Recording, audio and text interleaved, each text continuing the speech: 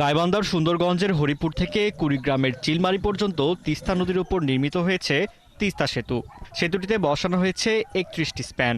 এই রং লাইটিং সহ পুরো সেতুর অবকাঠামো এখন সবার সামনে খোলা। এখন চলাচল শুরুর অপেক্ষা।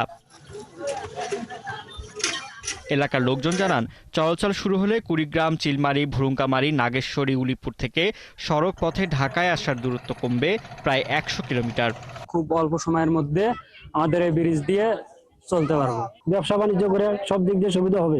ভালো সুবিধা হয়েছে, খুশি, আমরা খুব খুশি। সেতু নির্মাণ হওয়ায় সবচেয়ে খুশি ব্যবসায়ীরা। তারা জানান, এতে কৃষকের উৎপাদিত পণ্য পরিবহনে এখন খরচ কমবে। রংপুরেরা আমরা এই পাশে অনেকখানি রাস্তা আমরা সেফ পাবো এবং আমাদের দৈনন্দিন যে জিনিসগুলো আছে কাঁচামাল, বিশেষ করে এটাতে আরো বেশি সুবিধা হবে এবং আমরা চরের মালগুলো আমরা সুন্দরভাবে এখানে কানেক্টেড করতে পারবো এবং এর আগামীতে অর্থনৈতিকভাবে খুব উপকৃত হবো আমরা। সেতু নির্মিত হয় গাইবান্ধা ও কুড়িগ্রাম সহ উত্তরাঞ্চলের বিভিন্ন জেলায় নতুন নতুন কর্মসংস্থান হবে। কলকারখানা, পরিবহন শ্রমিক সহ বিভিন্ন খাত সমৃদ্ধ হবে বলছেন রাজনীতিকরা।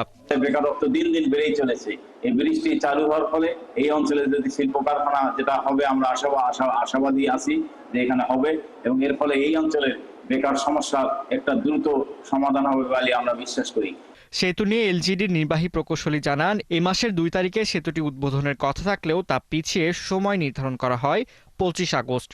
উদ্বোধন করবেন স্থানীয় সরকার, পল্লী উন্নয়ন ও সমবায় মন্ত্রণালয়ের উপদেষ্টা আসিফ মাহমুদ সজীব ভুইয়া।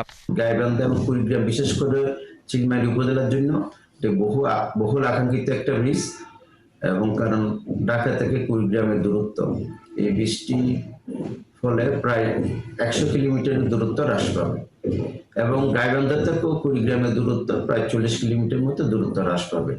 ২০১৪ সালের ২৬শে জানুয়ারি সেতুটির নির্মাণ কাজের উদ্বোধন করলেও নানা জটিলতা কাটিয়ে ২০২১ সালে এর নির্মাণ কাজ শুরু হয়। সেতুটির নির্মাণ ব্যয় ধরা হয় ৭৩০ কোটি ৮৫ লক্ষ টাকা, যার মধ্যে শুধু নির্মাণে ব্যয় হয়েছে ৪৪০ কোটি টাকা।